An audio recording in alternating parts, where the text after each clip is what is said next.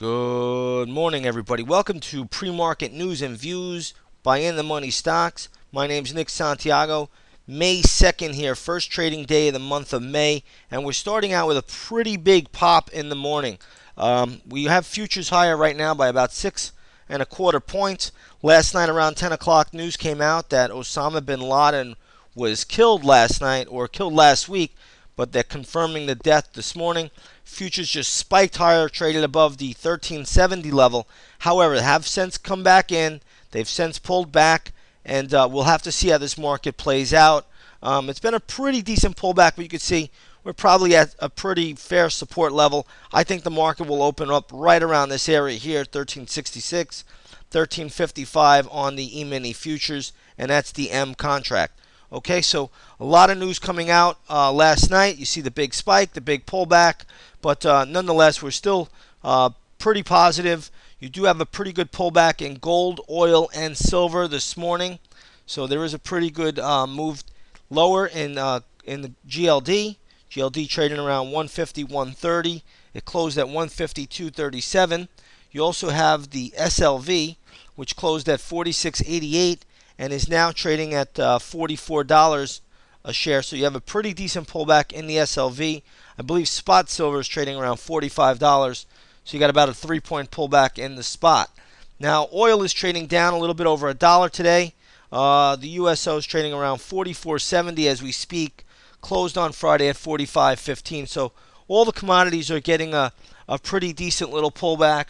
The dollar, the US dollar, is actually higher by 2.5 cents at the moment. So the US dollar index trading higher by 2.5 cents. Now, people, you want to watch for the dollar after the opening bell at the New York Stock Exchange. If the dollar fades, that means that the market's probably going to go higher. If the dollar rallies, could stall out the markets a little bit. So something that we got to watch closely for. Now, if you look at the daily chart of the US dollar index, we are still at the lows here, trading right around the 73 level. Nothing pretty on the dollar. Daily chart has just been annihilated, so to speak. And the next major support level, you'd have to go all the way back. You'd have to go all the way back here to 2008, March 2008. And then we would get the dollar low, which was around 71.60 on the US dollar index. But in any case, you still have some time to go before that. We're just at $73. But I still believe that the dollar is really the catalyst for the market rally. This Osama Bin Laden news may give the market a little bit of, a little bit to celebrate about, but I don't think it's going to be long lasting. He's been out of the picture for a long time already.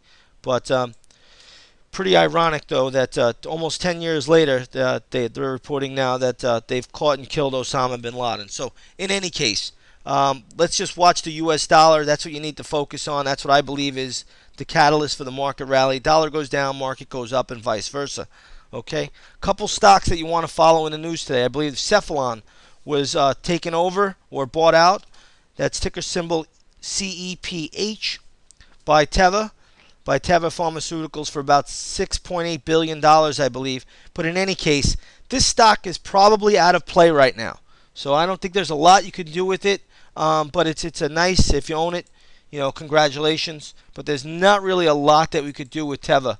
Once the takeover bid has been announced and the stock gap's up, it will usually just go sideways. Maybe it'll go up a little bit, maybe it'll go down a little bit, but it's really not a stock in motion that you want to play with all that much. Now, Netflix is having a decent move this morning. I'm not so sold on the Netflix daily chart yet, but one thing I will say is that the intraday stock is having a big move, trading right above that $239 level. Last week after earnings, it took a big hit to the downside. It has held the daily chart 50 moving average and moved back up. So we'll see. But Netflix could be a stock in motion today with a pretty nice little pop there, trading up around the 239, 240 level as we speak. Okay, now on the downside, you do have some stocks that are getting hit as well. One is Tenet Healthcare. THC is the ticker symbol. Look, this stock is getting hit very hard. Had a gap higher start in the pre-market and has sold off pretty sharply throughout the morning. Now, this stock does have some chart support around $6.30, then $6. But you got to be very careful with this stock, especially on this kind of a sell-off. Okay, so we'll watch that one once the market opens, and we'll see if there may not be a lot to do there. Another one is Applied Materials is getting hit a little bit also. This stock closed at 1570 on Friday, now trading down around 1530, 1525 in the pre-market. So that's definitely under a little bit of pressure. There are some other stocks in the news this morning. I'm not sure how great it's going to be, but I want to take a look at Berkshire B. This is Warren Buffett's company. He's out on CNBC this morning trying to do damage control, and you see how the stock is getting a little bit of a lift, but nonetheless trading down a little bit. Closed on Friday at around 83.30, trading this morning at 82.55. So Warren Buffett coming under a little bit of pressure, first with the Sokol news, and now people are investigating if Charlie Munger, Warren Buffett's right-hand man, did the same thing as Sokol, buying some stock before they thought about purchasing one of the companies. So it's it's something we'll have to watch over the next few days. I'm not going to make too much out of it, but in any case, Berkshire be under a little bit of pressure, but off the lows as Warren Buffett came on CNBC and comes in and does a little damage control for his company. Okay, again, all the major commodities are lower, but if the dollar continues to decline after the opening bell, watch for commodities to make a move higher.